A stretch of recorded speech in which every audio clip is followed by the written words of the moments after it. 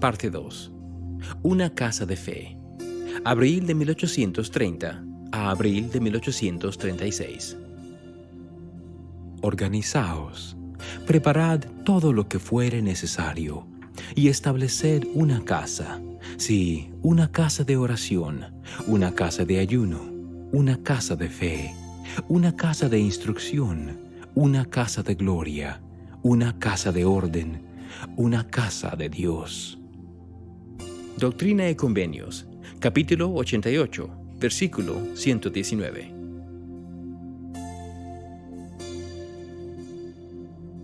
Capítulo 9. Ya sea para vida o para muerte.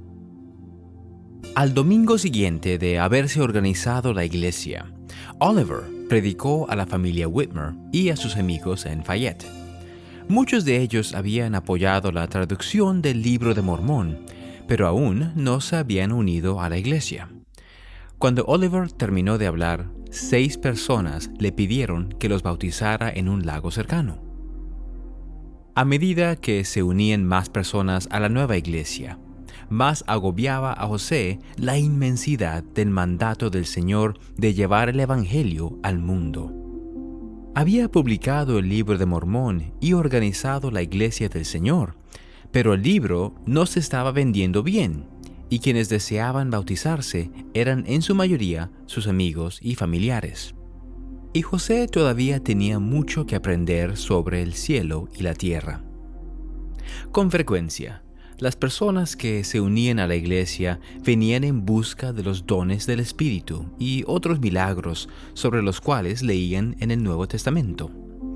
Pero el Evangelio restaurado les prometía a los creyentes algo más grande que las maravillas y las señales.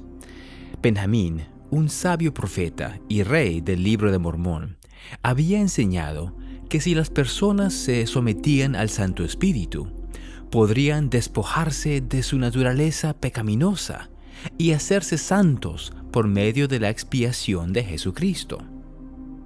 Para José, el desafío ahora era cómo hacer avanzar la obra del Señor. Él y Oliver sabían que tenían que proclamar el arrepentimiento a todas las personas. El campo estaba listo para la siega y el valor de cada alma era grande a los ojos de Dios. Pero, ¿cómo podían hacer avanzar una obra tan grande 2 noveles apóstoles? Uno agricultor y el otro maestro de escuela, ambos de poco más de 20 años. ¿Y cómo podría una pequeña iglesia de la zona rural del estado de Nueva York elevarse por encima de sus humildes comienzos y crecer hasta llenar el mundo entero? Después de los bautismos en Fayette, José emprendió el viaje de regreso a su granja en Harmony, a 160 kilómetros de distancia. Tan ocupado como estaba con la nueva iglesia, él aún tenía que plantar sus campos, y pronto, si quería tener una cosecha productiva en el otoño. Se había retrasado con los pagos por la granja, y, si fallaban sus cosechas, tendría que encontrar otra manera de pagar su deuda al padre de Emma. De camino a casa, José se detuvo en la granja de Joseph y Polly Knight, en Colesville, Nueva York. Los Knight lo habían respaldado por mucho tiempo, pero aún no se habían unido a la iglesia. Joseph Knight, en particular, quería leer el Libro de Mormón antes de abrazar la nueva religión. José se quedó unos días en Colesville, predicando a la familia Knight y a sus amigos. Newell Knight, uno de los hijos de Joseph y Polly, a menudo hablaba con el profeta acerca del Evangelio. Un día, José lo invitó a orar en una reunión, pero Newell dijo que prefería orar solo en el bosque. A la mañana siguiente, Newell fue al bosque e intentó orar. Una sensación incómoda le invadió, la cual empeoró cuando quiso volver a casa. Para cuando llegó, la sensación era tan opresiva que le rogó a su esposa, Sally, que buscara al profeta. José fue corriendo a ver a Newell, y encontró a los familiares y vecinos contemplando atemorizados mientras el joven sufría violentas contorsiones en su cara, sus brazos y piernas. Cuando Newell vio a José, gritó: «¡Echa fuera al demonio!». Hasta entonces, José nunca había intentado reprender al demonio o sanar a alguien, pero sabía que Jesús había prometido a sus discípulos el poder de hacerlo. Actuando rápidamente, tomó a Newell de la mano. «En el nombre de Jesucristo», dijo José, «apártate de él». Tan pronto como habló José, las contorsiones se detuvieron. Newell se desplomó en el suelo, exhausto, pero ileso, murmurando que había visto al diablo abandonar su cuerpo. Los Knight y sus vecinos estaban asombrados por lo que José había hecho. Mientras llevaban a Newell a la cama, José les dijo que ese era el primer milagro que se había efectuado en la iglesia. «Fue hecho por Dios», testificó, «y por el poder de la divinidad». A cientos de kilómetros hacia el oeste, un granjero llamado Parley Pratt sintió que el Espíritu lo instaba a abandonar su hogar y su familia para predicar sobre las profecías y los dones espirituales que veía en la Biblia. Vendió su granja a pérdida y confió en que Dios lo bendecería por haber dejado todo por Cristo. Con tan solo algunas prendas de vestir y el dinero suficiente para hacer el viaje, él y su esposa, Thankful, abandonaron su hogar y se dirigieron al este para visitar a su familia antes de partir a predicar. Sin embargo, mientras viajaban por el canal, Parley se volvió hacia Thankful y le pidió que continuara sin él. Sintió que el Espíritu le mandaba a bajar del bote. «Volveré pronto», le prometió. «Tengo una obra que realizar en esta región». Parley desembarcó y caminó 16 kilómetros por el campo hasta encontrar la casa de un diácono bautista, quien le contó acerca de un nuevo y extraño libro que había adquirido. Afirmaba ser un registro antiguo, dijo el hombre, traducido de planchas de oro con la ayuda de ángeles y visiones. El diácono no tenía el libro consigo, pero prometió mostrárselo a Parley al día siguiente. A la mañana siguiente, Parley regresó a la casa del diácono. Abrió el libro ansiosamente y leyó la portada. Luego, pasó a la parte posterior del libro y leyó los testimonios de varios testigos. Las palabras lo atrajeron y comenzó a leer el libro desde el principio. Las horas pasaban, pero él no podía dejar de leer. Comer y dormir le resultaban una carga. El Espíritu del Señor estaba sobre él y supo que el libro era verdadero. Parley se dirigió rápidamente al pueblo de Palmira, que quedaba cerca, con la determinación de conocer al traductor del libro. Unos lugareños le indicaron cómo llegar a la granja, que estaba a pocos kilómetros por el camino. De camino, Parley vio a un hombre y le preguntó dónde podía encontrar a José Smith. El hombre le dijo que José vivía en Harmony, a unos 160 kilómetros al sur, pero se presentó como Hyrum Smith, hermano del profeta. Ellos conversaron hasta bien avanzada la noche, y Hyrum le testificó del libro de Mormón, la restauración del sacerdocio y la obra del Señor en los últimos días. A la mañana siguiente, Parley tenía citas para predicar que deseaba cumplir, por lo que Hyrum le dio un ejemplar del libro y se despidieron. En la siguiente oportunidad que tuvo, Parley retomó la lectura del libro y descubrió, para su alegría, que el Señor resucitado había visitado al pueblo de la antigua América y les había enseñado su evangelio. Parley comprendió que el mensaje del libro era de más estima que todas las riquezas del mundo. Cuando cumplió con sus citas de predicación, Parley regresó a la casa de la familia Smith. Hyrum lo recibió nuevamente y lo invitó a visitar la granja de la familia Whitmer, donde podría conocer a una creciente congregación de miembros de la iglesia. Deseoso de aprender más, Parley aceptó la invitación. Pocos días más tarde, él fue bautizado. A fines de junio de 1830, Emma viajó con José y Oliver hacia Colesville. Las noticias del milagro que José había efectuado esa primavera se habían esparcido por toda la región, y ahora los Knight y varias otras familias deseaban unirse a la iglesia.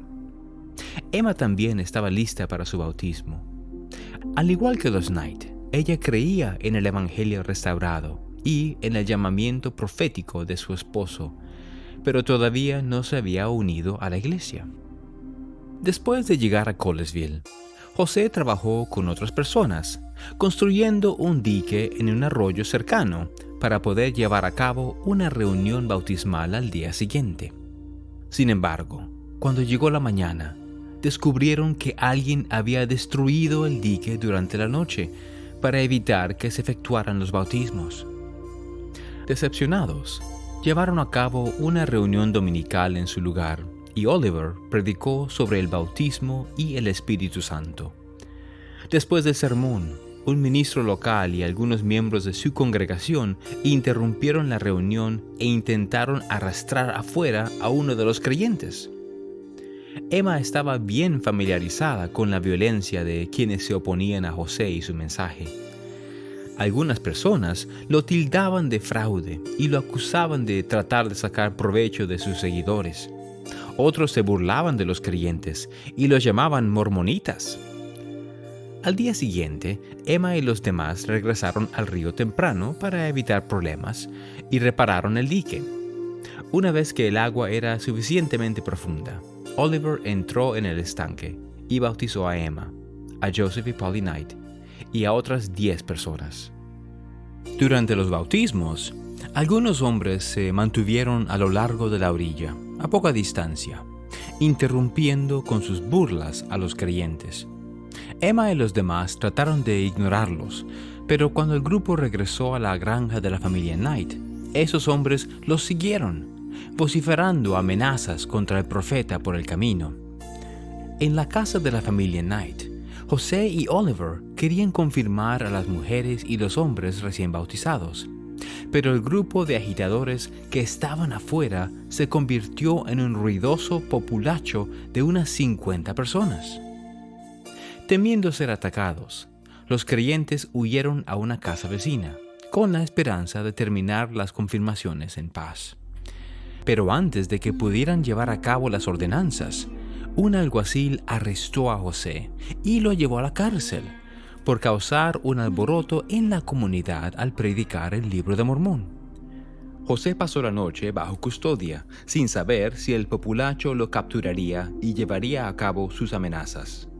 Mientras tanto, Emma esperaba ansiosamente en la casa de su hermana, y tanto ella como sus amigos de Colesville oraban porque José fuera liberado sano y salvo.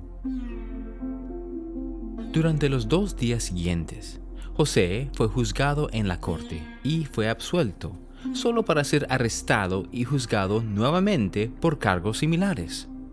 Tras su segunda audiencia, él fue liberado y regresó con Emma a su granja de Harmony antes de que ella y los hermanos de Colesville pudieran ser confirmados como miembros de la iglesia.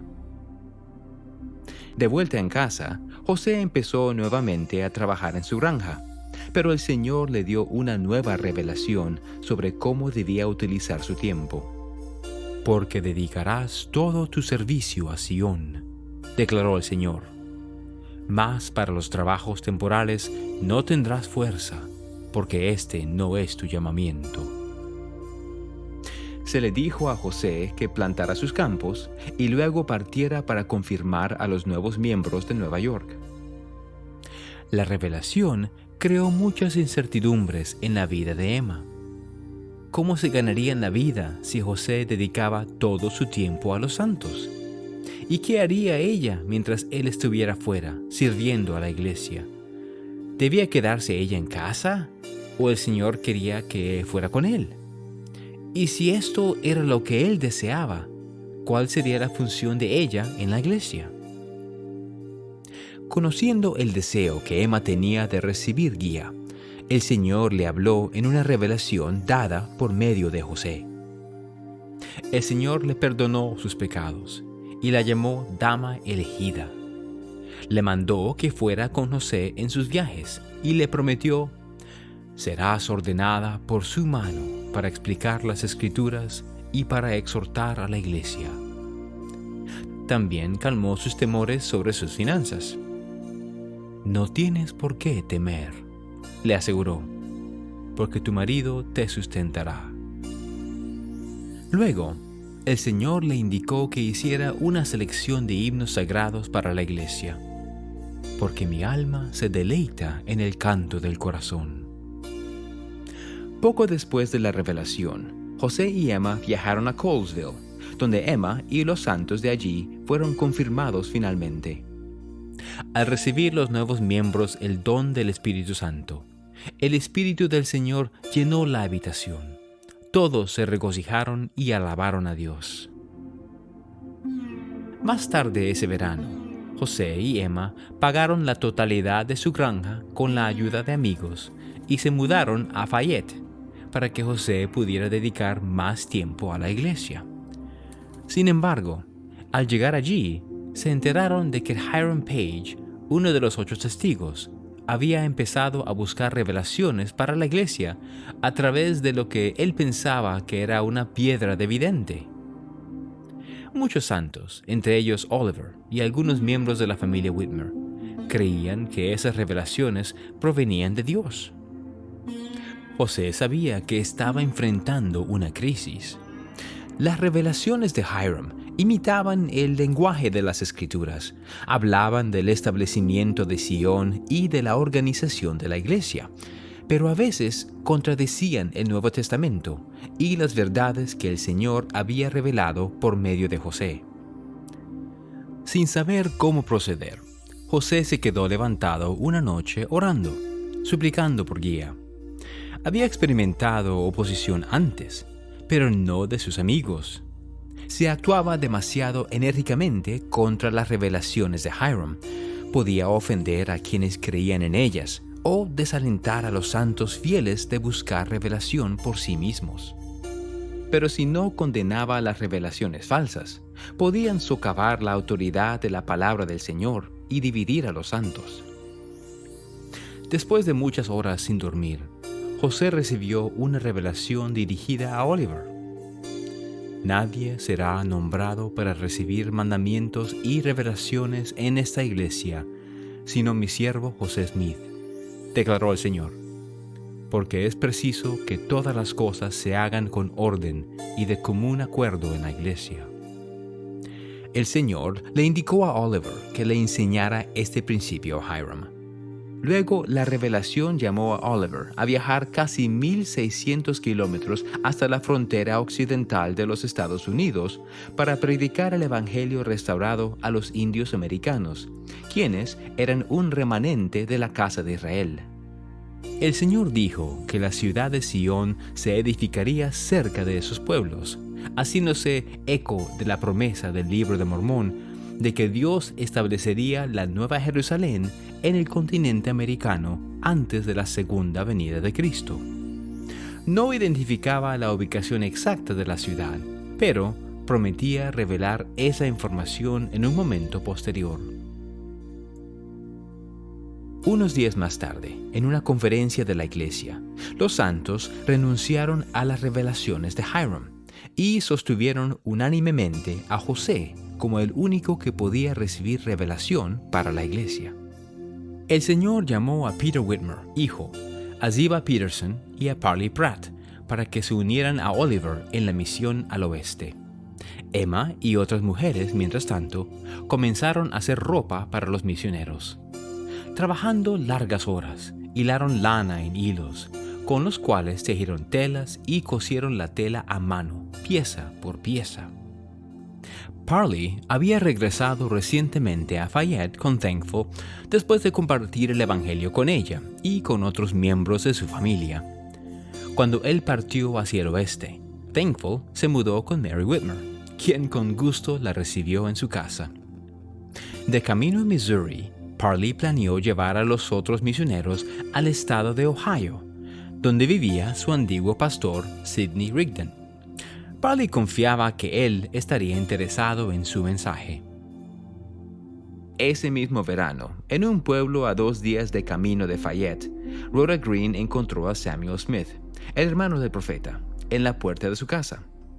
Rhoda había conocido a Samuel anteriormente, en ese mismo año, cuando él dejó un ejemplar del Libro de Mormón en la casa de ella. Su esposo, John, era un predicador viajante de otra religión y pensaba que el libro era un disparate, pero había prometido llevarlo con él en su recorrido y recopilar los nombres de aquellos que estuvieran interesados en su mensaje.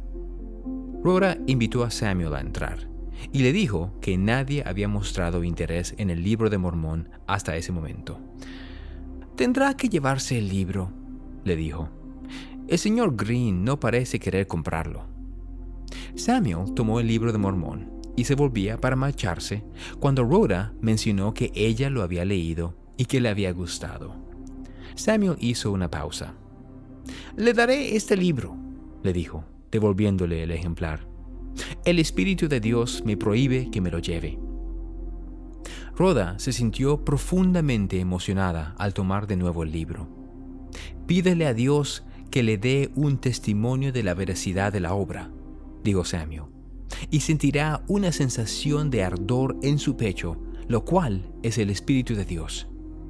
Más tarde, luego de volver su esposo a casa, Rhoda le contó acerca de la visita de Samuel. Al principio, John se mostró reacio a orar acerca del libro, pero Rhoda lo convenció de que confiara en la promesa de Samuel. «Sé que no diría una mentira», dijo ella. «Si alguna vez hubo un buen hombre, él es uno de ellos». Rhoda y John oraron en cuanto al libro y recibieron un testimonio de su veracidad. Luego lo compartieron con sus familiares y vecinos, entre ellos el hermano menor de Rhoda, Brigham Young, y su amigo Heber Kimball. En el otoño, Sidney Rigdon, de 38 años, escuchó cortésmente mientras Parley Pratt y sus 3 compañeros testificaban de un nuevo libro de escrituras, el Libro de Mormón. Pero Sidney no estaba interesado. Durante años, él había exhortado a las personas de los alrededores del pueblo de Kirtland, Ohio, a leer la Biblia y regresar a los principios de la Iglesia del Nuevo Testamento. La Biblia siempre había guiado su vida, dijo a los misioneros, y eso era suficiente. «Usted trajo la verdad a mi vida», le recordó Parley a Sidney. «Ahora le pido, como amigo, que lea esto, por consideración a mí». «No debe discutir conmigo sobre el tema», insistió Sidney. «Pero leeré su libro y veré qué efecto tiene en mi fe». Parley le preguntó a Sidney si podía predicarle a su congregación. Aunque era escéptico de su mensaje, Sidney les dio permiso.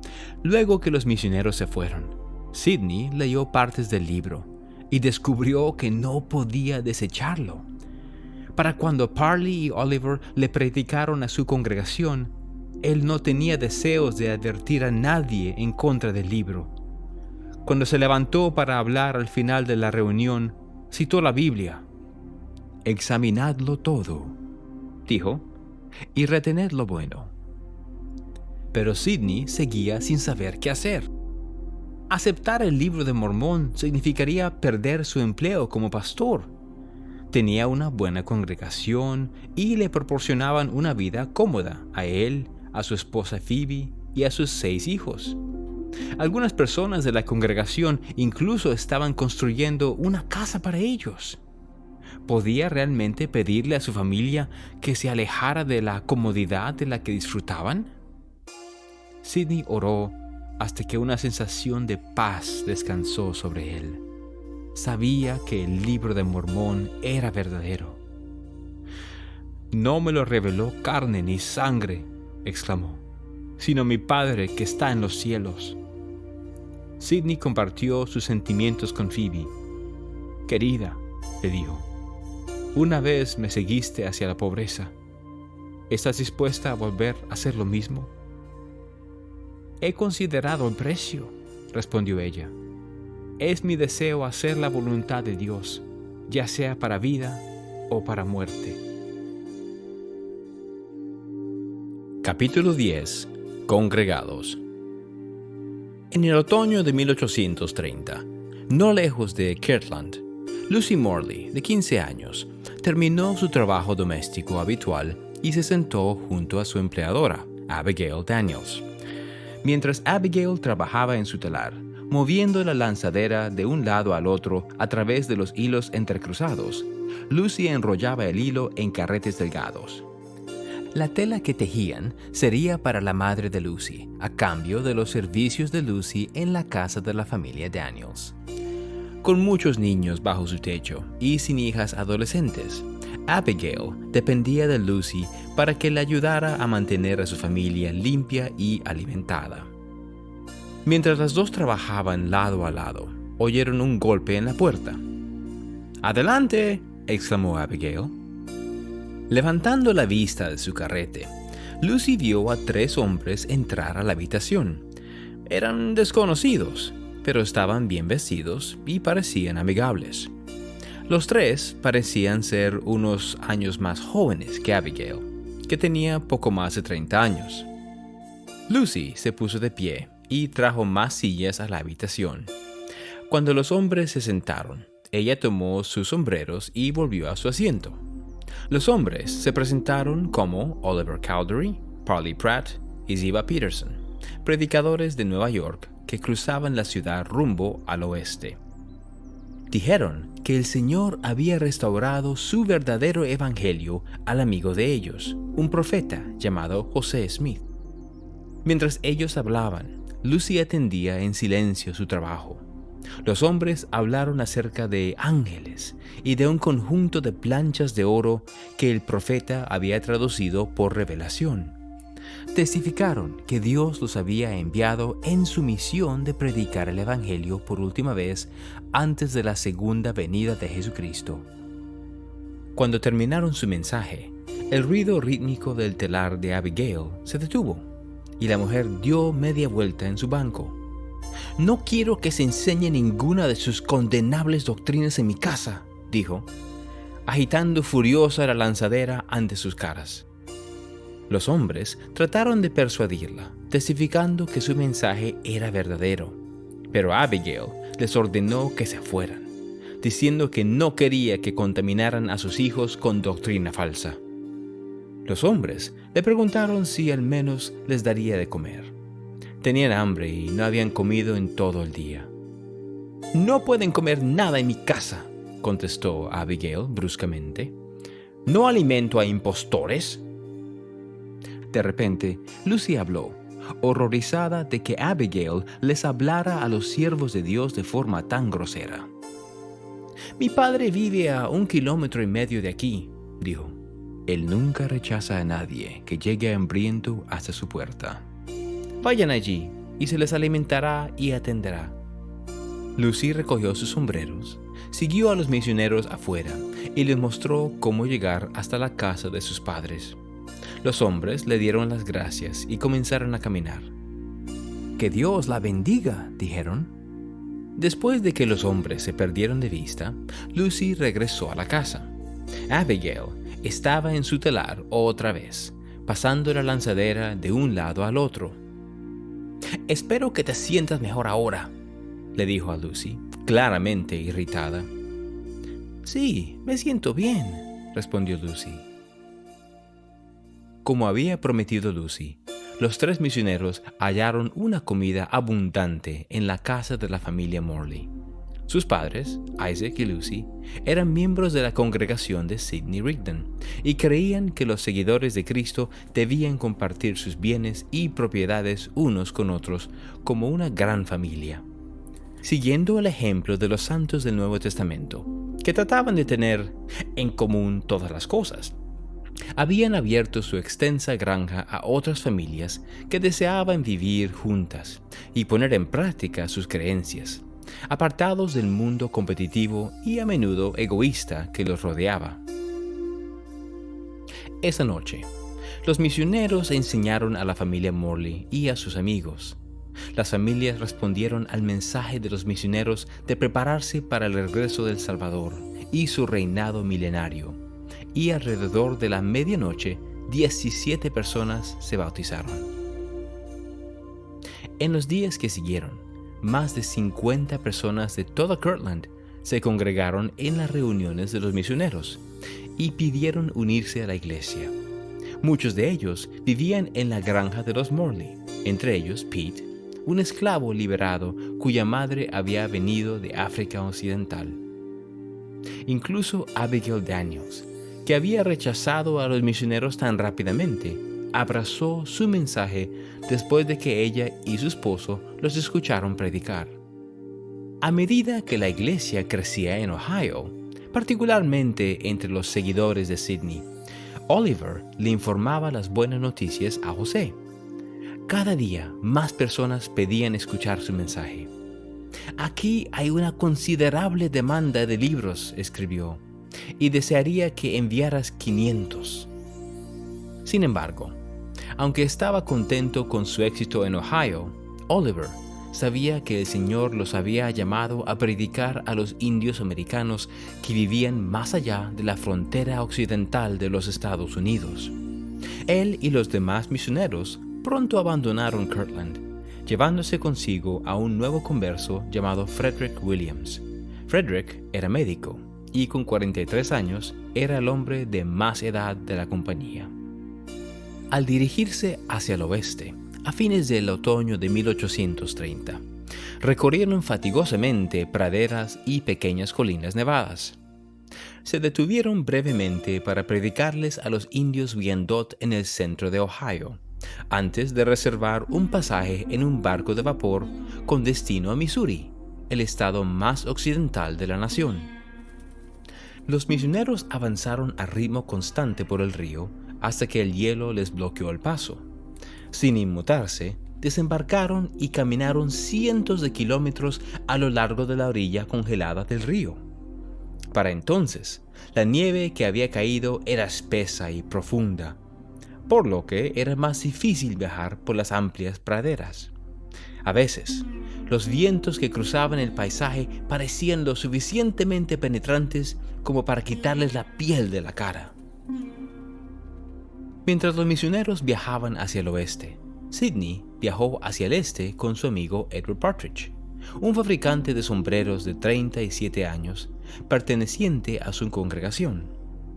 Los dos hombres se dirigieron a Manchester, a casi 500 kilómetros de Kirtland, para encontrarse con José. Sidney ya se había unido a la iglesia, pero Edward quería conocer al profeta antes de decidir si debía hacer lo mismo. Cuando llegaron, los amigos fueron primero a la granja de los padres de José, solo para enterarse de que la familia Smith se había mudado más cerca de Fayette. Pero antes de caminar otros 42 kilómetros hasta la casa de la familia Smith, Edward quiso echar un vistazo a la propiedad, pensando que las destrezas manuales de la familia Smith podían revelar algo sobre su carácter. Sidney y él vieron sus huertos bien cuidados, sus casas y cobertizos y los muros bajos de piedra que habían construido. Cada uno de ellos daba testimonio del orden y la laboriosidad de la familia. Edward y Sidney regresaron al camino y anduvieron todo el día, llegando a la casa de la familia Smith por la noche. Cuando llegaron allí, se estaba llevando a cabo una reunión de la iglesia. Entraron a hurtadillas en la casa y se unieron a una pequeña congregación que escuchaba predicar a José Smith. Cuando el profeta terminó, dijo que cualquiera de la sala podía pararse y hablar como se sintiera inspirado a hacerlo. Edward se puso de pie y les dijo a los santos lo que él había visto y sentido en su viaje. Luego dijo: «Estoy listo para bautizarme, hermano José. ¿Podría bautizarme?» «Has recorrido un largo camino», dijo José. «Creo que es mejor que descanses y comas algo y te bautices mañana por la mañana». «Como usted juzgue conveniente», respondió Edward. «Estoy listo cuando quiera».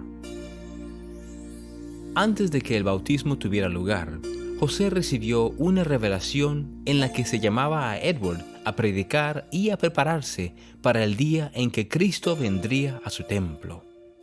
Edward se bautizó y rápidamente se marchó para compartir el evangelio con sus padres y familiares. Sidney, mientras tanto, se quedó en Fayette para actuar como el escriba de José y pronto lo ayudó en un nuevo proyecto. Meses antes, José y Oliver habían comenzado una traducción inspirada de la Biblia. Gracias al Libro de Mormón, sabían que algunas verdades preciosas se habían corrompido a lo largo de las épocas y se habían quitado del Antiguo y el Nuevo Testamento. Utilizando una Biblia que Oliver compró en la librería de Grandin, habían comenzado a estudiar el libro de Génesis, buscando inspiración sobre pasajes que parecían incompletos o poco claros. Poco tiempo después, el Señor le había revelado a José una visión recibida por primera vez por Moisés, la cual faltaba en el Antiguo Testamento. En las Escrituras recién restauradas, Dios le mostró a Moisés incontables mundos. Le dijo que Dios había creado todas las cosas espiritualmente antes de crearlas físicamente, y le enseñó que el propósito de esta gloriosa creación era ayudar a los hombres y mujeres a recibir la vida eterna. Después que Oliver hubo partido a su misión al oeste, José había continuado traduciendo, actuando John Whitmer y Emma como escribas, hasta que llegó Sidney. Más recientemente, el Señor había comenzado a revelar más sobre la historia del profeta Enoch, cuya vida y ministerio apenas se mencionan brevemente en Génesis. A medida que Sidney registraba lo que José le dictaba, aprendieron que Enoch había sido un profeta que congregó a un pueblo obediente y bendito. Al igual que los nefitas y los lamanitas, que crearon una sociedad justa después de la visita del Salvador a las Américas. El pueblo de Enoch aprendió a vivir pacíficamente el uno con el otro. Eran uno en corazón y voluntad, y vivían en rectitud, se registraba en las Escrituras, y no había pobres entre ellos. Bajo el liderazgo de Enoch, el pueblo edificó una ciudad santa llamada Sión, a la que Dios finalmente recibiría en su presencia. Allí, Enoch habló con Dios mientras contemplaban la tierra, y Dios lloró a causa de la iniquidad y el sufrimiento de sus hijos. El día vendría, le dijo a Enoch, cuando la verdad saldría de la tierra y su pueblo edificaría otra ciudad de Sión para los justos. Al reflexionar Sidney y José acerca de la revelación, supieron que había llegado el día en que el Señor volvería a establecer Sión sobre la tierra. Al igual que el pueblo de Enoch, los santos debían prepararse, uniéndose en corazón y mente, a fin de estar listos para edificar la ciudad santa y su templo, tan pronto como el Señor revelara su ubicación. A fines de diciembre, el Señor les mandó a José y a Sidney que hicieran una pausa en su trabajo de traducción. Un mandamiento doy a la iglesia, declaró, que se congreguen en Ohio. Debían congregarse con los nuevos conversos en el área de Kirtland y esperar a que los misioneros regresaran del oeste. En esto hay sabiduría, declaró el Señor, y escoja todo varón por sí mismo hasta que yo venga. El llamado a mudarse a Ohio pareció acercar a los santos al cumplimiento de antiguas profecías sobre el recogimiento del pueblo de Dios. Tanto la Biblia como el Libro de Mormón prometían que el Señor congregaría a su pueblo del convenio para protegerlos de los peligros de los últimos días. En una revelación reciente, el Señor le había dicho a José que ese recogimiento comenzaría pronto. Pero aún así, el llamado causó un gran impacto. En la tercera conferencia de la iglesia, llevado a cabo en la casa de la familia Whitmer, poco después del Año Nuevo, muchos de los santos estaban preocupados y tenían muchas preguntas sobre el mandamiento. Ohio estaba escasamente poblado y quedaba a cientos de kilómetros de distancia. La mayoría de los miembros de la iglesia sabían muy poco acerca de esa región. Muchos de ellos también habían trabajado arduamente para mejorar sus propiedades y cultivar granjas prósperas en Nueva York. Si se mudaban en grupo a Ohio, tendrían que vender sus propiedades apresuradamente y probablemente perderían dinero. Algunos incluso podrían quedar arruinados económicamente, en especial si la tierra de Ohio resultaba ser menos rica y fértil que su tierra en Nueva York. Con la esperanza de aliviar las preocupaciones sobre el recogimiento, José se reunió con los santos y recibió una revelación. Os ofrezco y estimo conveniente daros riquezas más grandes, sí, una tierra de promisión, declaró el Señor. Y os la daré como tierra de vuestra herencia, si es que la procuráis con todo vuestro corazón. Al congregarse, los santos podrían florecer como un pueblo justo y ser protegidos de los inicuos. El Señor también prometió 2 bendiciones adicionales para quienes se congregaran en Ohio. Allí os daré mi ley, dijo, y allí seréis investidos con poder de lo alto. La revelación calmó la mente de la mayoría de los santos en la sala, aunque algunas personas se negaron a creer que provenía de Dios. La familia de José y las familias Whitmer y Knight estaban entre los que creyeron y decidieron seguirla. Como líder de la rama de la iglesia de Colesville, Newell Knight regresó a casa y comenzó a vender todo lo que podía. También pasó gran parte de su tiempo visitando a los miembros de la iglesia. Siguiendo el ejemplo del pueblo de Enoch, él y otros santos de Colesville trabajaron juntos y se sacrificaron para asegurar que los pobres pudieran realizar el viaje antes de la primavera. José, mientras tanto, sintió la necesidad urgente de llegar a Kirtland y reunirse con los nuevos conversos. Aunque Emma estaba embarazada de gemelos y se estaba recuperando de una larga enfermedad, ella subió al trineo, decidida a irse con él. En Ohio, la iglesia estaba teniendo problemas. Después de que los misioneros partieron hacia el oeste, el número de conversos en Kirtland continuó creciendo, pero muchos de los santos no estaban seguros de cómo practicar su nueva religión. La mayoría buscaba guía en el Nuevo Testamento, como lo habían hecho antes de unirse a la iglesia, pero sin una guía profética, parecía haber tantas formas de interpretar el Nuevo Testamento como santos había en Kirtland. Elizabeth Ann Whitney estaba entre los que deseaba experimentar los dones espirituales de la iglesia cristiana primitiva. Antes de que los misioneros llegaran a Kirtland, Ann y su esposo Newell habían orado muchas veces para saber cómo podían recibir el don del Espíritu Santo. Una noche, mientras oraban para pedir orientación divina, tuvieron una visión de una nube que descansaba sobre su hogar. El Espíritu los llenó y su casa se desvaneció a medida que la nube los envolvía. Oyeron una voz del cielo: «Prepárense para recibir la palabra del Señor, porque está en camino». Ann no había crecido en un hogar religioso y ninguno de sus padres habían asistido a la iglesia. A su padre no le gustaban los clérigos y su madre estaba siempre ocupada con las tareas del hogar o atendiendo a los hermanos menores de Ann. Ambos habían alentado a Ann a disfrutar de la vida antes que buscar a Dios. Pero Ann siempre se había sentido atraída por las cosas espirituales y cuando se casó con Newell, expresó el deseo de encontrar una iglesia. Ante su insistencia, se unieron a la congregación de Sidney Rigdon, porque creían que sus principios eran los más cercanos a los que ella encontraba en las Escrituras. Más tarde, cuando ella oyó por primera vez a Parley Pratt y sus compañeros predicar el Evangelio restaurado, supo que lo que enseñaban era verdad.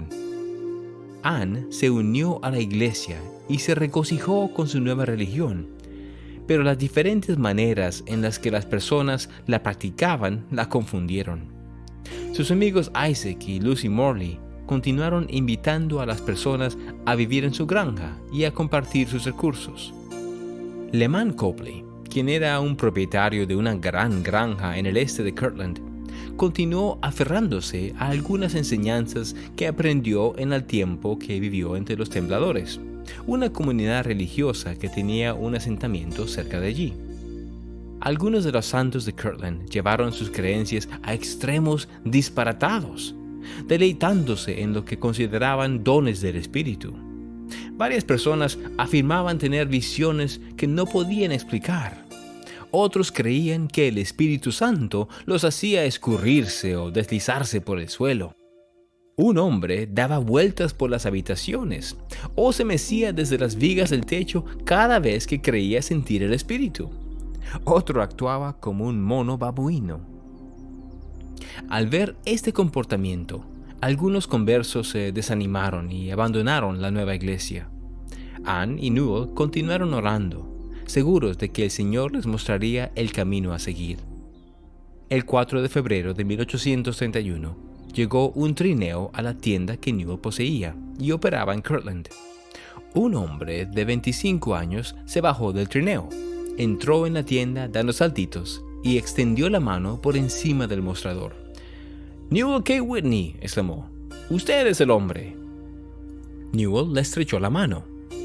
«Usted me lleva ventaja», le dijo. «No me es posible llamarlo por su nombre como usted lo ha hecho conmigo». «Soy José, el profeta», exclamó el hombre. «Usted ha orado para que yo viniera. ¿Qué desea de mí?» Capítulo 11. Recibiréis mi ley. Ann y Newell Whitney estaban agradecidos de tener a José y a Emma en Kirtland.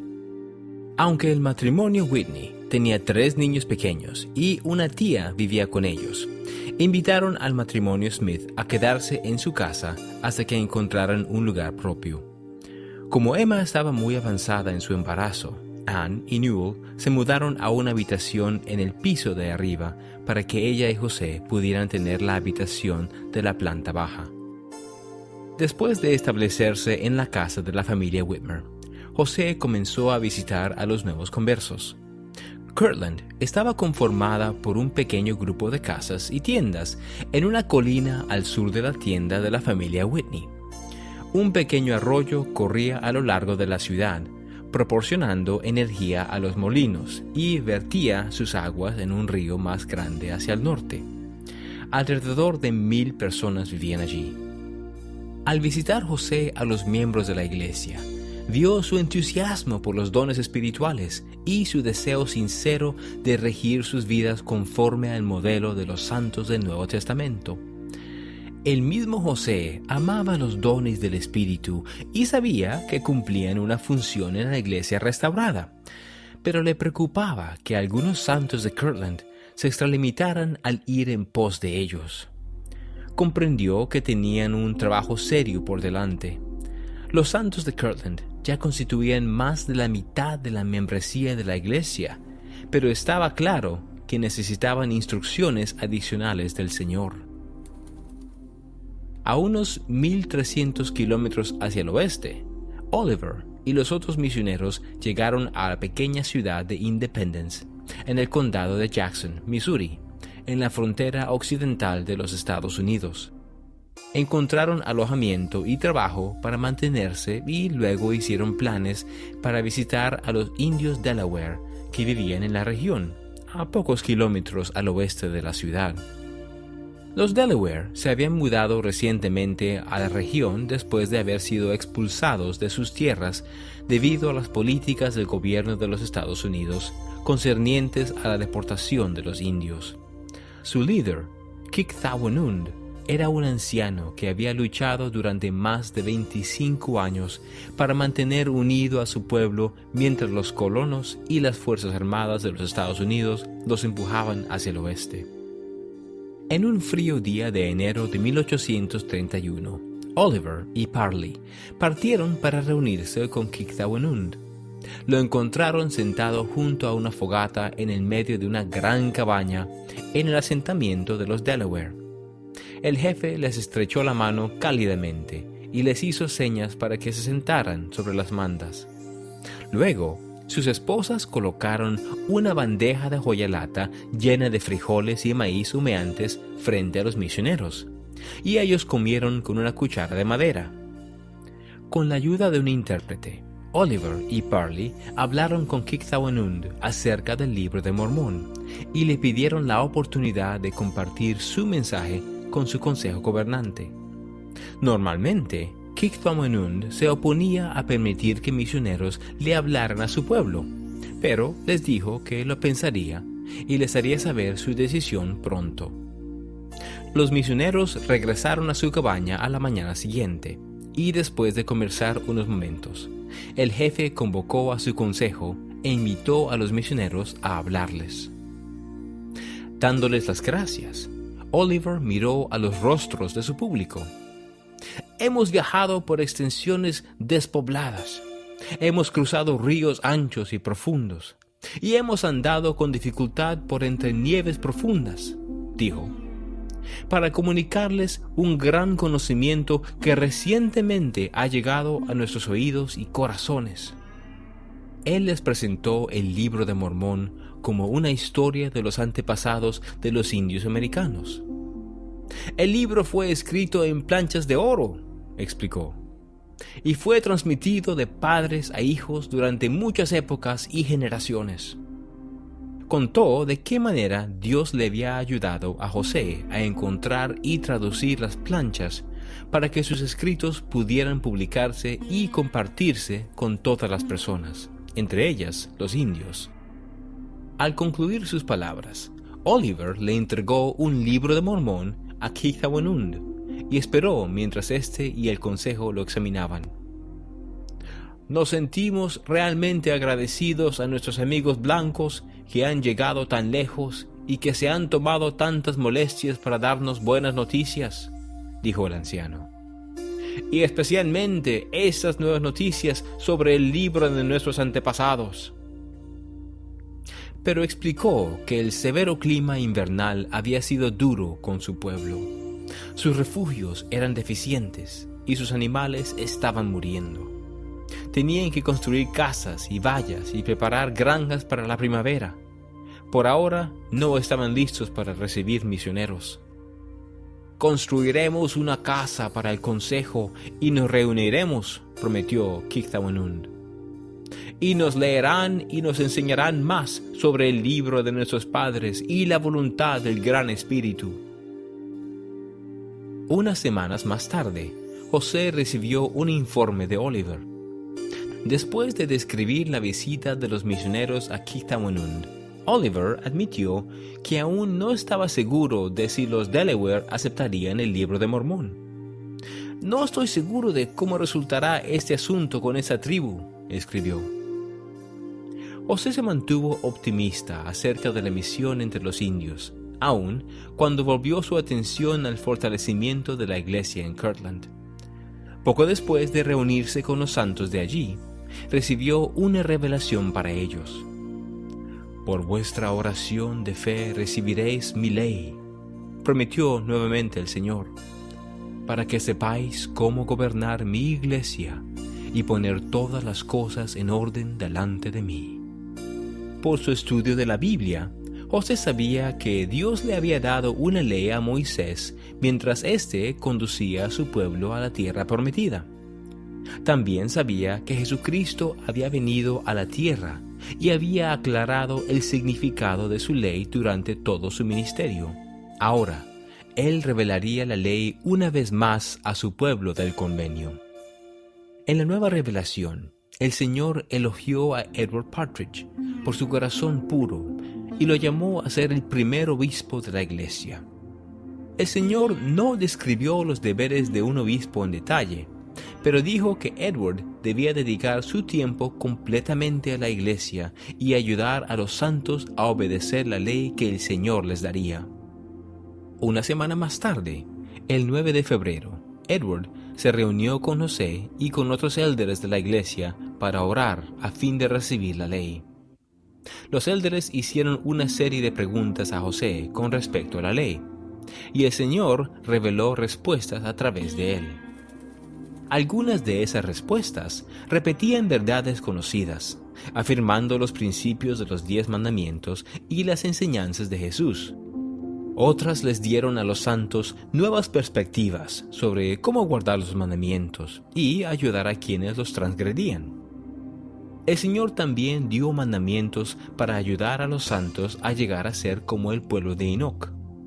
En lugar de compartir propiedades en común, como lo hacían las personas en la granja de la familia Morley, debían pensar en todas sus tierras y sus riquezas como en una mayordomía sagrada por parte de Dios, dada a ellos para que pudieran cuidar a sus familias, aliviar a los pobres y edificar Sion. Los santos que escogieran obedecer la ley debían consagrar sus propiedades a la iglesia y entregarlas al obispo. Este luego les devolvería tierras y bienes como herencia en Sion, según las necesidades de sus familias. Los santos que obtuvieran herencias debían actuar como mayordomos de Dios, utilizando las tierras y las herramientas que habían recibido, y devolviendo todo aquello que no se usara, a fin de ayudar a los necesitados y edificar Sion y construir el templo. El Señor instó a los santos a obedecer esa ley y a continuar buscando la verdad. Si pides, recibirás revelación tras revelación, conocimiento sobre conocimiento, prometió el Señor, a fin de que conozcas los misterios y las cosas apacibles, aquello que trae gozo, aquello que trae la vida eterna. José recibió otras revelaciones que trajeron orden a la iglesia. En respuesta a los comportamientos extremos de algunos santos, el Señor advirtió que hay espíritus falsos que andan por la tierra y que engañan a las personas al hacerles creer que el Espíritu Santo los hace actuar de forma descontrolada. El Señor dijo que el Espíritu no intranquilizaba ni confundía a las personas, sino que las edifica y las instruye. Lo que no edifica no es de Dios, declaró él. Poco después de que el Señor reveló su ley en Kirtland, los santos de Nueva York hicieron los preparativos finales para congregarse en Ohio. Vendieron sus tierras y propiedades con grandes pérdidas. Empacaron sus pertenencias en carromatos y le dijeron adiós a la familia y los amigos. Elizabeth y Thomas Marsh estaban entre los santos que se preparaban para mudarse. Después de que Thomas recibió las páginas del Libro de Mormón y regresó a su casa en Boston, se habían mudado a Nueva York para estar más cerca de José y la iglesia. El llamado a congregarse en Ohio se produjo unos pocos meses más tarde, por lo que Elizabeth y Thomas empacaron nuevamente, resueltos a congregarse con los santos y a edificar Sion a donde el Señor los dirigiera. La determinación de Elizabeth era resultado de su conversión. Aunque ella creía que el Libro de Mormón era la palabra de Dios, no se había bautizado de inmediato. Sin embargo, después de dar a luz un hijo en Palmira, le pidió al Señor un testimonio de que el Evangelio era verdadero.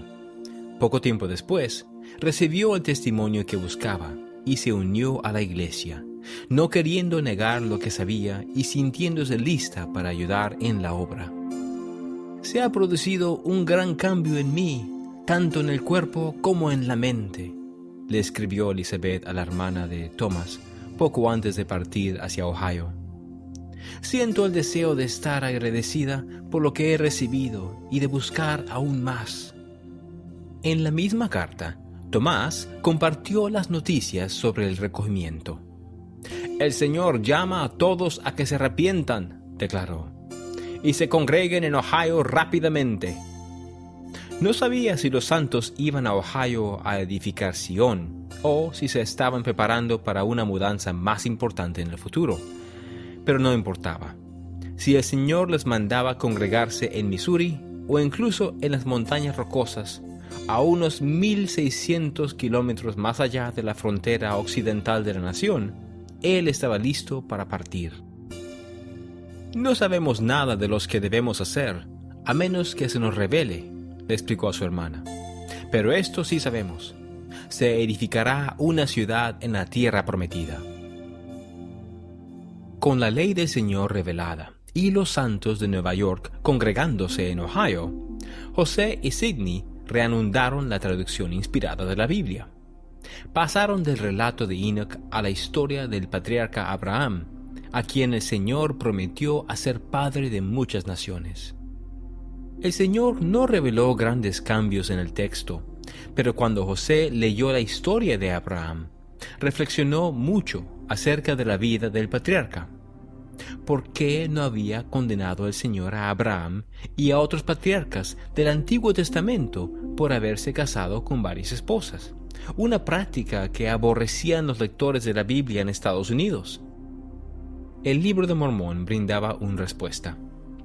En los días de Jacob, el hermano menor de Nefi, el Señor mandó a los hombres nefitas que tuvieran una sola esposa, pero también declaró que podía mandarles actuar de otra manera, si las circunstancias lo requerían, a fin de levantar una descendencia justa. José oró sobre el asunto, y el Señor reveló que a veces le mandaba a su pueblo practicar el matrimonio plural. El momento para restaurar esa práctica aún no había llegado, pero llegaría el día en que se les pediría a algunos de los santos que lo hicieran.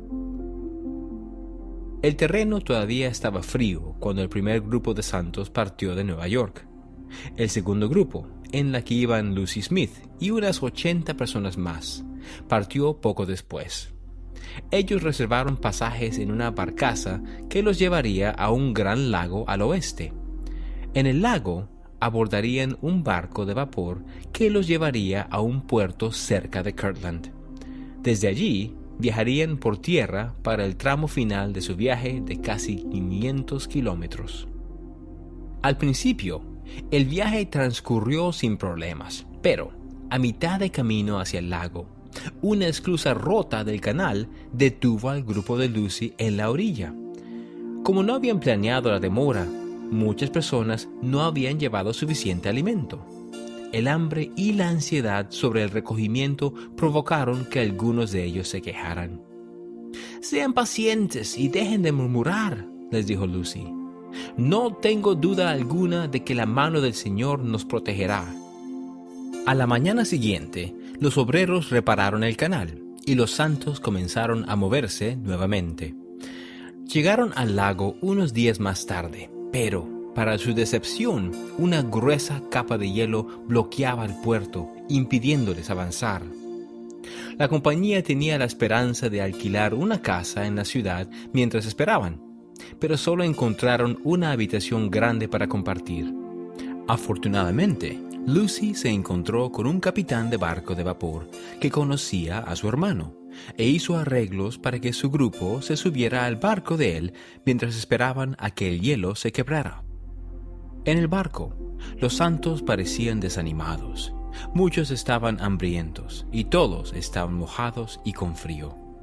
No veían ninguna forma de avanzar y comenzaron a discutir entre ellos. Las discusiones se volvieron acaloradas y atrajeron la atención de observadores. Preocupada porque los santos estaban haciendo un espectáculo, Lucy los confrontó. «¿Dónde está su fe? ¿Dónde está su confianza en Dios?», reclamó ella. «Ahora, hermanos y hermanas, si todos ustedes elevan al cielo sus deseos de que se rompa el hielo y quedemos en libertad, tan cierto como que el Señor vive, así será hecho». En ese momento, Lucy oyó un ruido, como el estallido de un trueno, cuando el hielo del puerto se quebró con una anchura suficiente como para que el barco lo atravesara. El capitán ordenó a sus hombres que acudieran a sus puestos y condujeron la nave por la estrecha abertura, pasando peligrosamente cerca del hielo que estaba a ambos lados de ellos. Atónitos y agradecidos, los santos se unieron en oración en la cubierta. Mientras su madre y los santos de Nueva York viajaban hacia el oeste, José se mudó con Emma a una pequeña cabaña en la granja de la familia Morley. Su liderazgo y la ley recién revelada habían producido más orden, comprensión y armonía en los santos de Ohio. Ahora, muchos élderes y sus familias estaban haciendo grandes sacrificios para difundir el Evangelio por las ciudades y pueblos vecinos. En Missouri, los esfuerzos misionales eran menos alentadores. Durante un tiempo, Oliver creyó que estaba progresando con Kithawenund y su pueblo. El jefe principal dice que cree cada palabra del libro, le había informado a José. Y hay muchos más en la nación que creen. Pero después de que un agente de gobierno amenazó con arrestar a los misioneros por predicarles a los indios sin permiso, Oliver y los misioneros tuvieron que detener su labor. Oliver pensó en llevar el mensaje a otra nación india, el pueblo Navajo, que vivía a unos 1,600 kilómetros hacia el oeste, pero no se sintió autorizado a viajar tan lejos. En vez de eso, envió a Parley de regreso al este para obtener una licencia del gobierno para predicar, al tiempo que él y los demás misioneros trataban de convertir a los pobladores de Independence. José y Emma, mientras tanto, se enfrentaban a otra tragedia. El último día de abril, Emma dio a luz mellizos, una niña y un niño, con la ayuda de algunas mujeres de la familia Morley. Pero al igual que su hermano antes que ellos, los mellizos se hallaban muy débiles y murieron a pocas horas de nacer. El mismo día, una conversa reciente llamada Julia Murdoch falleció después de dar a luz mellizos. Cuando José se enteró de su muerte, le envió un mensaje a su esposo, John, haciéndole saber que Emma y él estaban dispuestos a criarlos.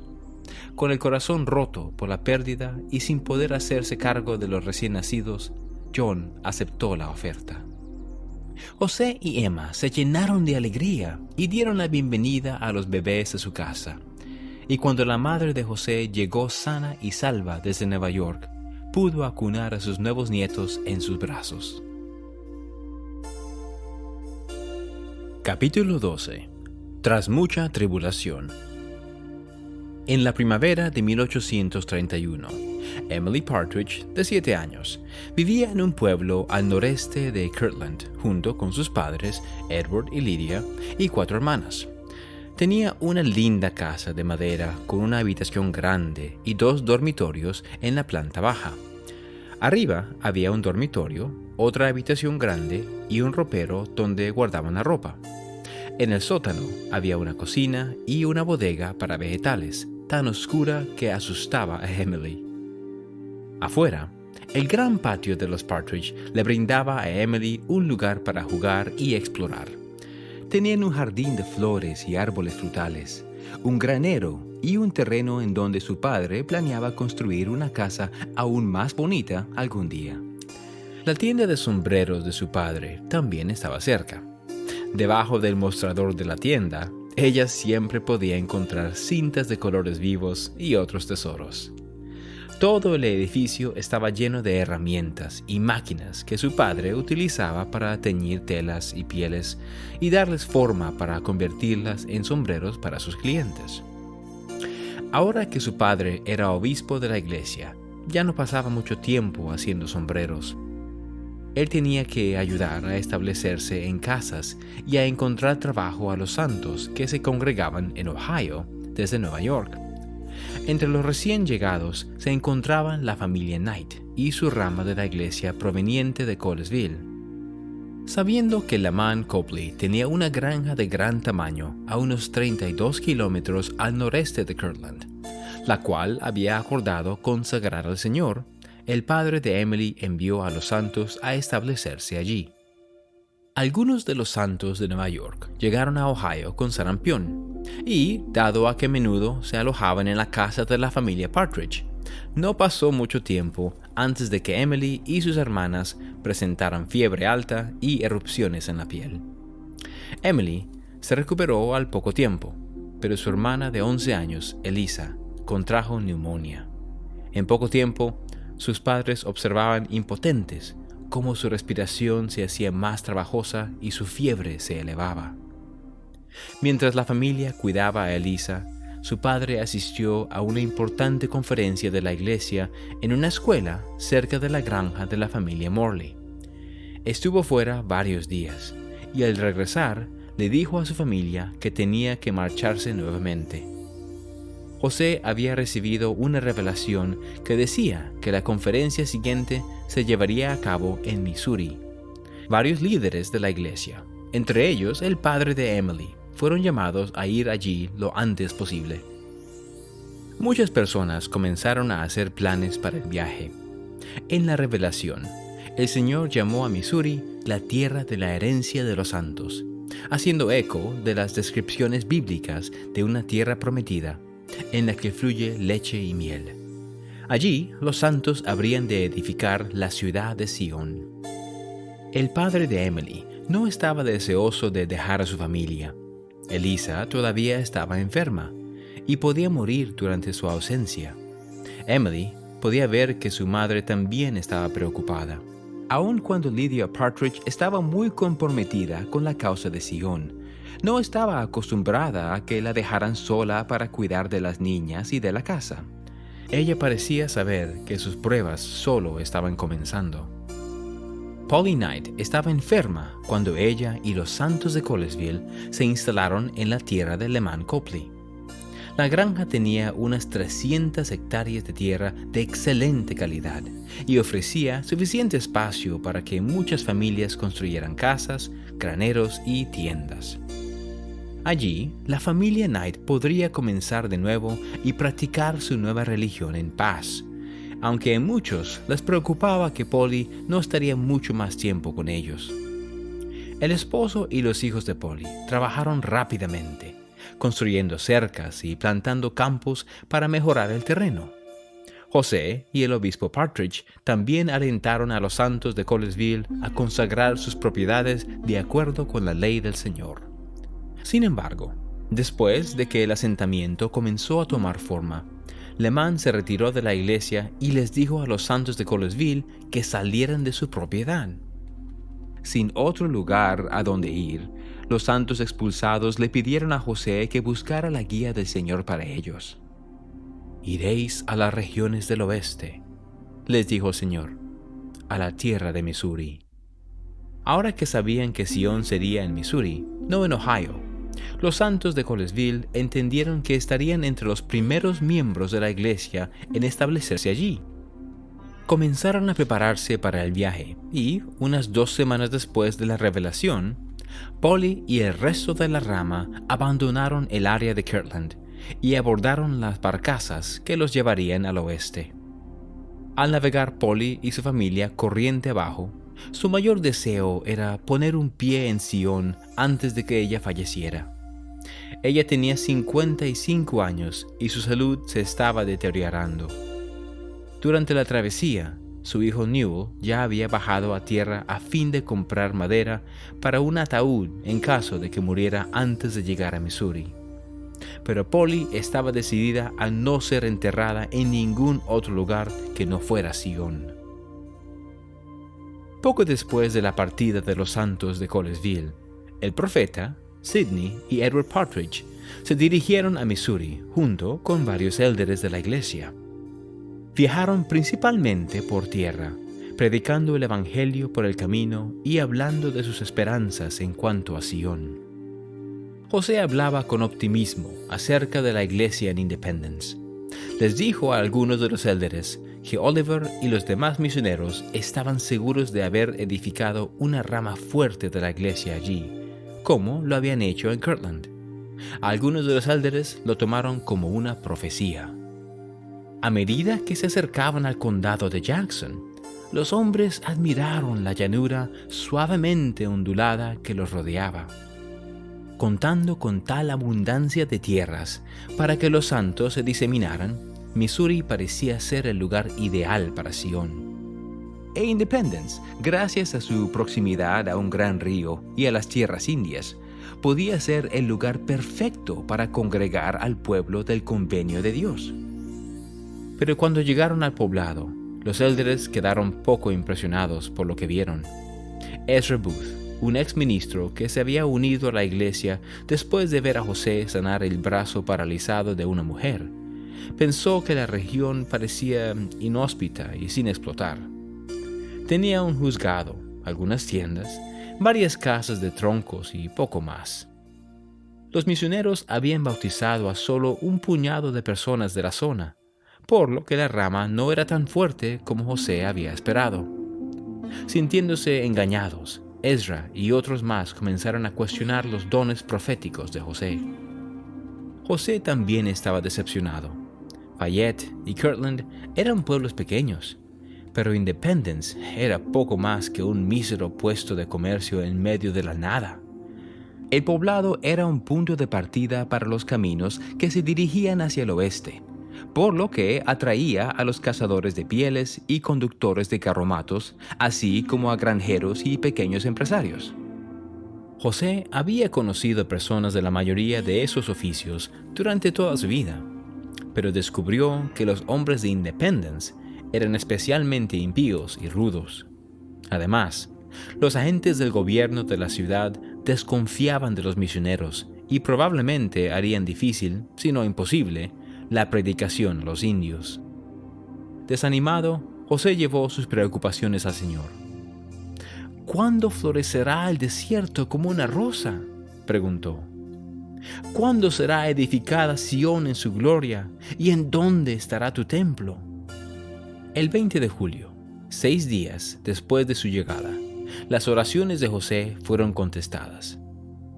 Esta tierra, le dijo el Señor, es la que he señalado y consagrado para el recogimiento de los santos. No tenía motivos para buscar en otro lado.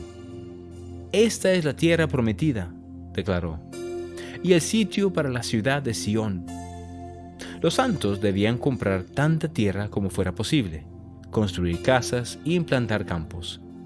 Y en un peñasco al oeste del juzgado debían edificar un templo. Incluso después de que el Señor reveló su voluntad en cuanto a Sión, algunos santos permanecieron escépticos con respecto a Independence. Al igual que Ezra Booth, Edward esperaba encontrar una gran rama de la iglesia en la región. En cambio, él y los santos debían edificar Sión en un pueblo donde la gente desconfiaba de ellos y no estaba interesada en absoluto en el evangelio restaurado. Como obispo de la iglesia, también entendió que gran parte de la responsabilidad de poner los cimientos de Sión recaía sobre sus hombros. A fin de preparar la tierra prometida para los santos, tendría que comprar la mayor cantidad posible de tierra para distribuirla como herencias a quienes llegaran a Sión y guardaran la ley de consagración. Esto significaba que tendría que quedarse en Missouri y trasladar a su familia a Sión de manera permanente. Edward quería ayudar a establecer Sión, pero le preocupaban muchas cosas acerca de la revelación, sus nuevas responsabilidades y la región. Un día, mientras inspeccionaba la tierra en Independence, le indicó a José que ésta no era tan buena como otras tierras cercanas. Estaba frustrado con el profeta y no veía de qué manera podían los santos establecer Sión allí. «Yo sí lo veo», testificó José, «y así será». Pocos días después, el Señor volvió a revelar su palabra a José, Edward y los demás líderes de la iglesia. Por lo pronto no podéis ver con vuestros ojos naturales el designio de vuestro Dios concerniente a las cosas que vendrán más adelante, ni la gloria que seguirá después de mucha tribulación. Él declaró, porque tras mucha tribulación vienen las bendiciones. En la revelación, el Señor también reprendió la incredulidad de Edward. Si no se arrepiente de sus pecados, dijo acerca del obispo, cuídese, no sea que caiga. He aquí, le es designada su misión y no se volverá a dar. La advertencia hizo que Edward se humillara. Le pidió al Señor que perdonara su dureza de corazón y le dijo a José que permanecería en Independence y prepararía la tierra de Sión para los santos. Sin embargo, todavía le preocupaba no estar a la altura de la enorme tarea que le esperaba. Temo que mi cargo vaya más allá de lo que yo pueda efectuar que sea aceptable para mi Padre Celestial, confesó en una carta a Lidia. ora por mí para que no falle. Luego de 3 semanas de viaje, Polly Knight llegó a Independence con los santos de Colesville. Sin fuerzas, se puso de pie sobre el terreno, agradecida de haber llegado a la tierra de Sion. Sin embargo, su cuerpo se estaba deteriorando rápidamente, y 2 conversos recientes de la región la llevaron a la casa de ellos para que pudiera descansar con relativa comodidad. Al buscar la familia Knight un lugar en la zona donde establecerse, hallaron que la campiña era hermosa y agradable, con tierras ricas que podían cultivar y labrar. Las personas también parecían amistosas, a pesar de que eran desconocidos. A diferencia de algunos de los élderes de Kirtland, los miembros de Colesville creían que los santos podían edificar Sion allí. El 2 de agosto, los santos de Missouri se reunieron a varios kilómetros al oeste de Independence para comenzar a trabajar en la primera casa de Sion. José y 12 hombres de la rama Colesville, que representaban simbólicamente a las tribus de Israel, colocaron el primer tronco para el edificio. Luego, Sidney dedicó la tierra para Sion para el recogimiento de los santos. Al día siguiente, en una parcela al oeste del juzgado de Independence, José colocó con cuidado una sola piedra para marcar la esquina del futuro templo. Entonces, alguien abrió una Biblia y leyó del Salmo 87. Ama a Jehová a las puertas de Sion, más que todas las moradas de Jacob. Cosas gloriosas se dicen de ti, ciudad de Dios. Unos días más tarde, falleció Polly, alabando al Señor por haberla sostenido en su sufrimiento. El profeta pronunció el sermón en el funeral, y su esposo enterró su cuerpo en una área boscosa no lejos del terreno del templo. Ella fue la primera miembro sepultada en Sion. El mismo día, José recibió otra revelación. Dice el Señor: benditos son aquellos que han subido a esta tierra con la mira puesta únicamente en mi gloria, de acuerdo con mis mandamientos. Porque los que vivan heredarán la tierra, y los que mueran descansarán de todos sus trabajos. Poco después del funeral, Ezra y otros élderes de la iglesia comenzaron su viaje de regreso a Kirtland con José, Oliver y Sidney. Ezra se sentía aliviado de regresar a su hogar en Ohio. A diferencia de Edward, él no había cambiado de opinión con respecto a José o la ubicación de Sion. Los hombres lanzaron canoas al agua en el ancho río Missouri, al norte de Independence, y remaron río abajo. Al final del primer día de viaje, estaban de buen humor y disfrutaron de una cena de pavo salvaje al lado de la orilla del río. Al día siguiente, sin embargo, el clima de agosto estaba caluroso y el río se encontraba revuelto y difícil de navegar. Los hombres se cansaron rápidamente y pronto comenzaron a criticarse unos a otros. «¡Cómo vive el Señor Dios!», les gritó finalmente Oliver a los hombres. «Si no se comportan mejor, les sobrevendrá algún accidente». La tarde siguiente, José tomó la delantera con su canoa, pero algunos de los élderes estaban molestos con él y con Oliver y se negaron a remar. En una curva peligrosa del río, golpearon un árbol sumergido y casi volcaron. Temiendo por las vidas de todos los de la compañía, José y Sidney les ordenaron a los élderes que salieran del río. Después de establecer campamento, José, Oliver y Sidney intentaron hablar con el grupo y aliviar las tensiones. Irritados, los hombres llamaban cobardes a José y a Sidney por haber salido del río. Se burlaron del modo en el que Oliver remaba en su canoa y acusaron a José de actuar como un dictador. La disputa duró hasta bien entrada la noche. En lugar de quedarse levantado con la compañía, Ezra se acostó temprano, aunque abundando en críticas contra José y los élderes. Él se preguntaba, ¿por qué confiaría el Señor las llaves de su reino a hombres como estos? Posteriormente, en ese verano, Lydia Partridge recibió la carta de Edward enviada desde Missouri. Además de compartir sus inquietudes en cuanto a su llamamiento, Él le explicaba que no regresaría a casa como estaba planeado, sino que se quedaría en el condado de Jackson a fin de comprar tierras para los santos. Adjunta a la carta había una copia de la revelación dada a Edward, en la que se mandaba a su familia que se establecieran en Sion. Lydia se sorprendió mucho. Cuando Edward se fue, él les había dicho a sus amigos que regresaría a Ohio tan pronto como terminara su trabajo en Missouri.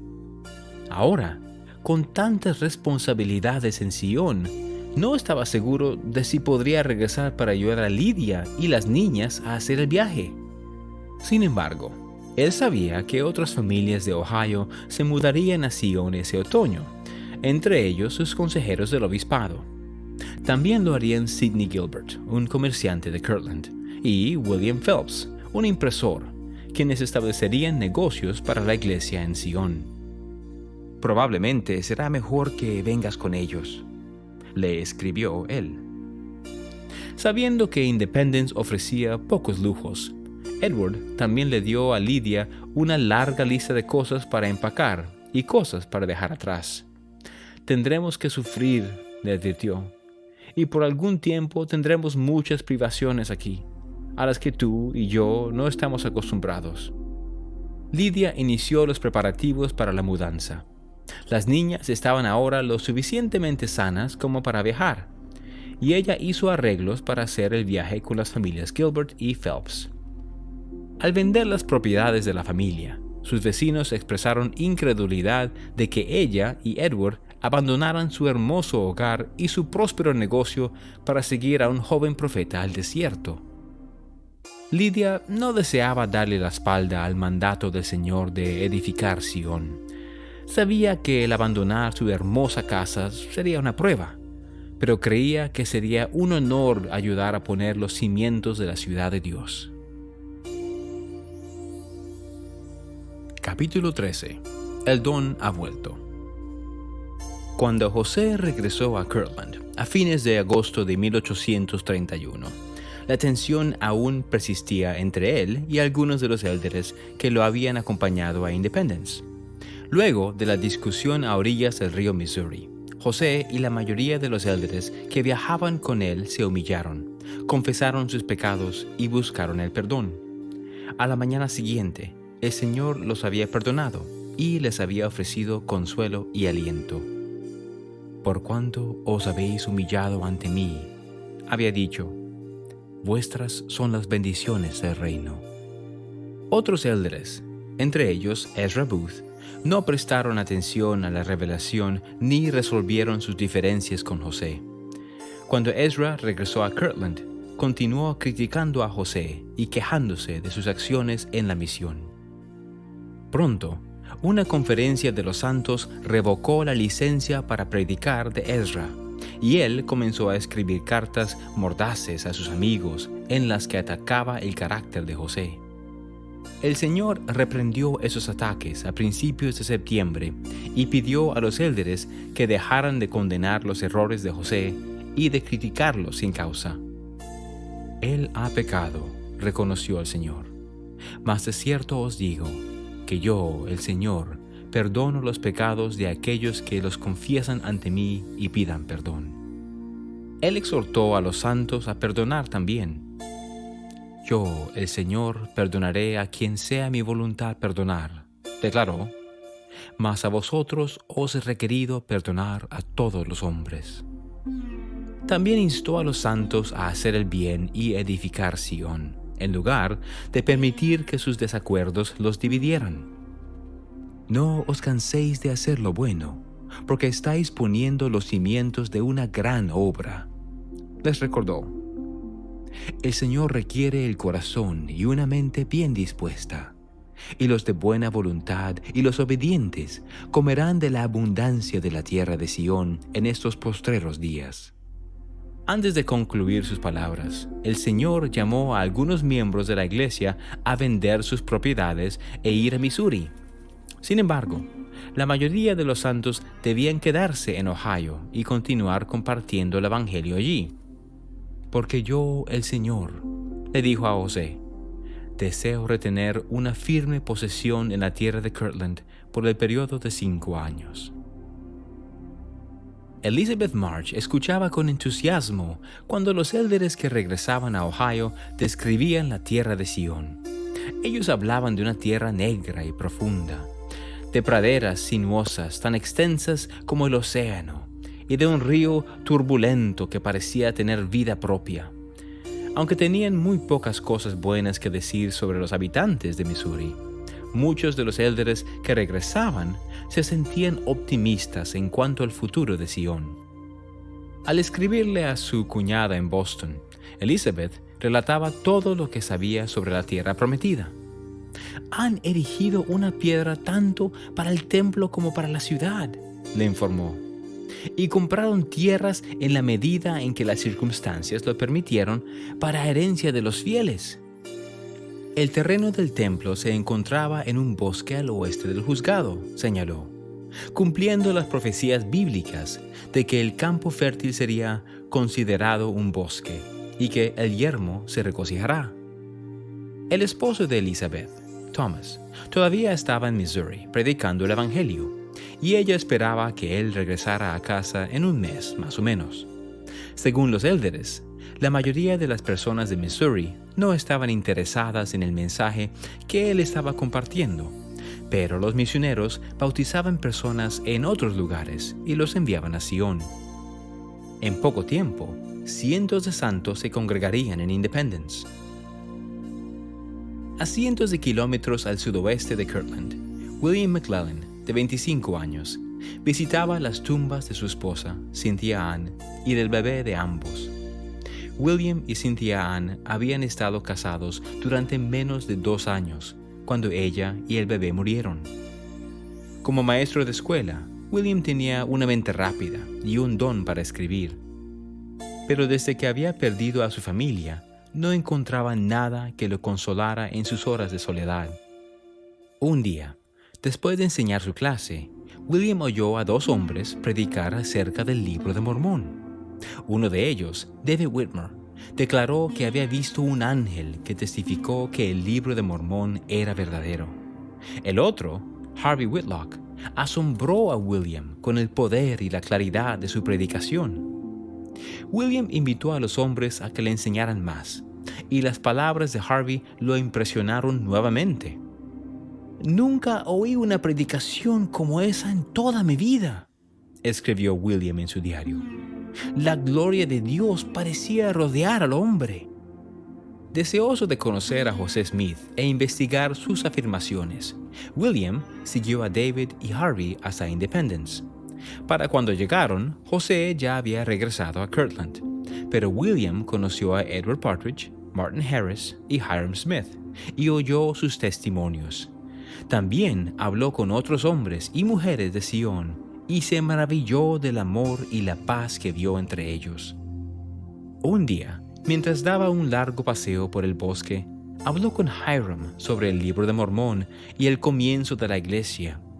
William deseaba creer, pero a pesar de todo lo que había oído hasta ese momento, todavía no estaba convencido de unirse a la iglesia.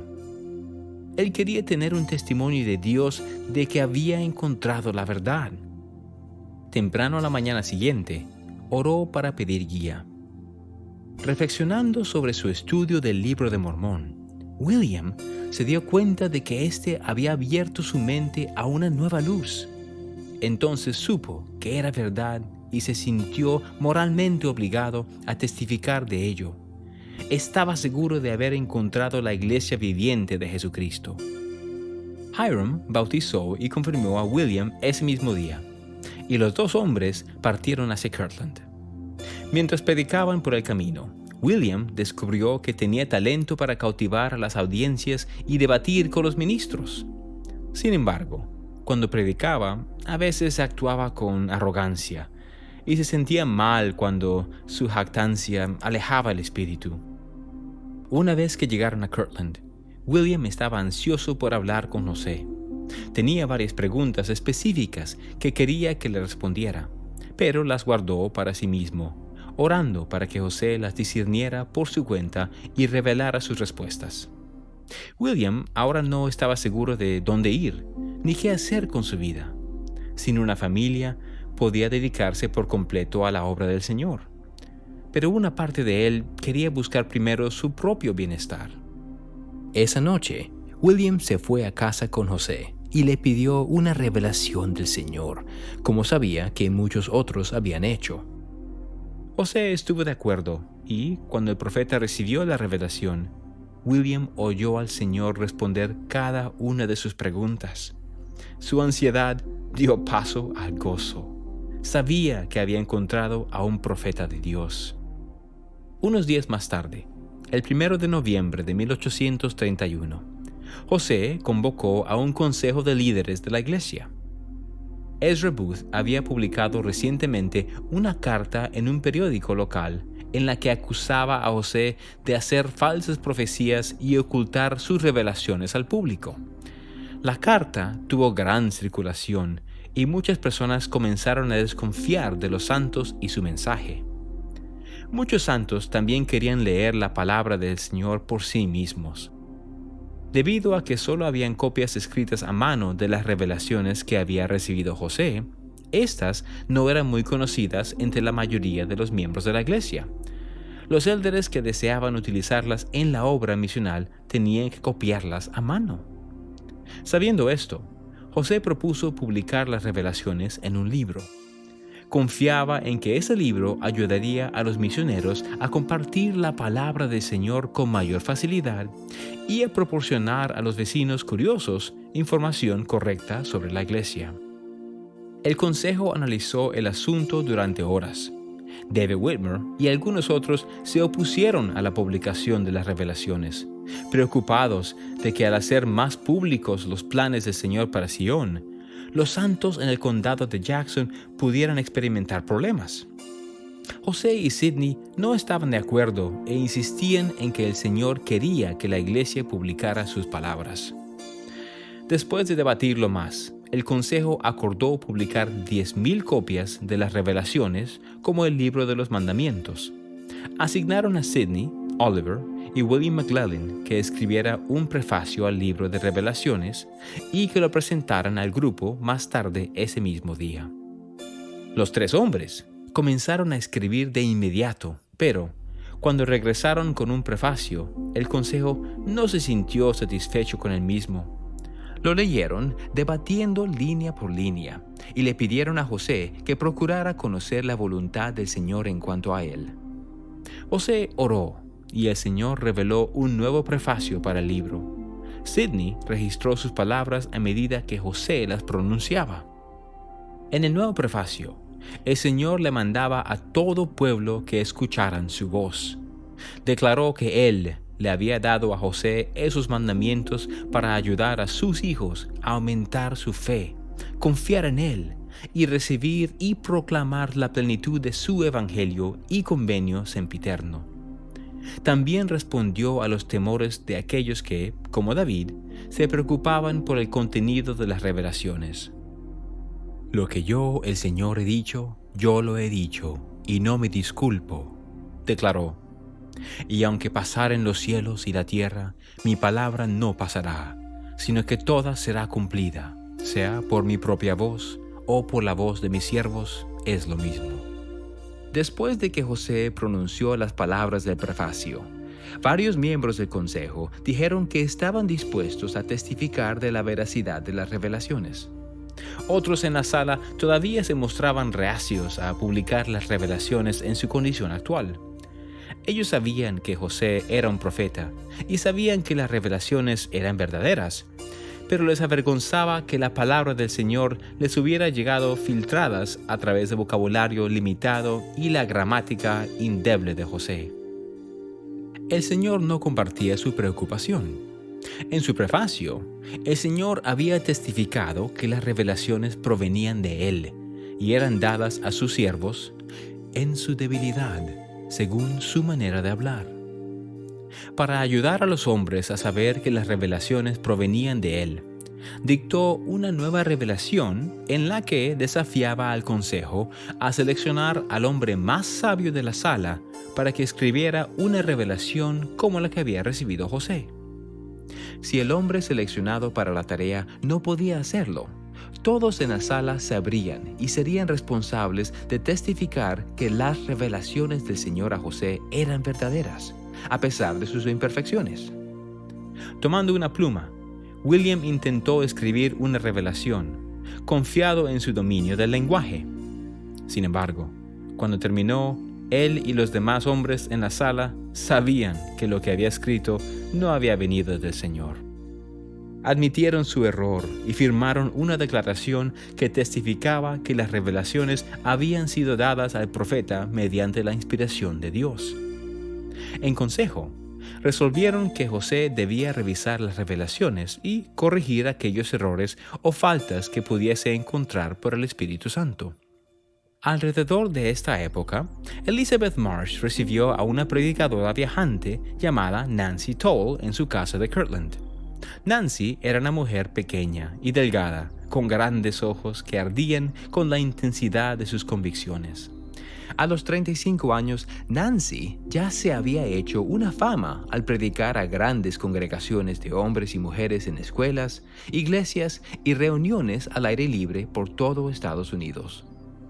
Después de hablar con ella, Elizabeth se dio cuenta de que era educada y firme en sus convicciones. Nancy había llegado a Kirtland con un propósito.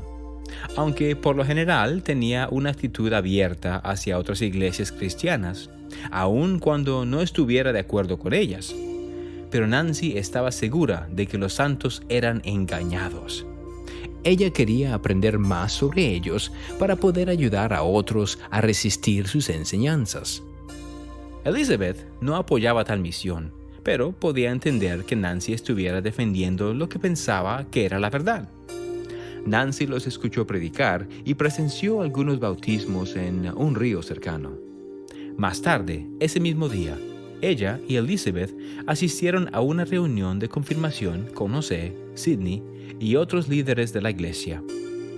En la reunión, William Phelps confrontó a Nancy por dudar de la veracidad del libro de Mormón. «No serás salva a menos que creas en ese libro», le dijo él. Nancy miró a William con fiereza. «Si yo tuviera ese libro, señor, lo quemaría», dijo. Nancy se sorprendía de que tantas personas talentosas e inteligentes pudieran seguir a José Smith y creer en el libro de Mormón. «Señor Smith», dijo ella, dirigiéndose al profeta, «¿puede usted, en la presencia de Dios Todopoderoso, dar su palabra mediante juramento de que un ángel del cielo le mostró el sitio de esas planchas?» «No juraré en absoluto», dijo José con ironía. En lugar de ello, él se acercó a los que se acababan de bautizarse, les puso las manos sobre la cabeza y los confirmó. Volviéndose hacia Nancy, Elizabeth le testificó de su propia confirmación. «Tan pronto como sus manos se apoyaron en mi cabeza», dijo, «sentí al Espíritu Santo que me cubría como si fuera agua tibia». Nancy se ofendió, como si Elizabeth la hubiera acusado de no saber cómo se sentía el Espíritu del Señor. Se volvió a José nuevamente. «¿No se avergüenza de tales afirmaciones?», le preguntó. «Usted, que es como cualquier otro ignorante labrador de nuestra tierra». José testificó simplemente: «El don ha vuelto, como en los tiempos antiguos, a pescadores analfabetos».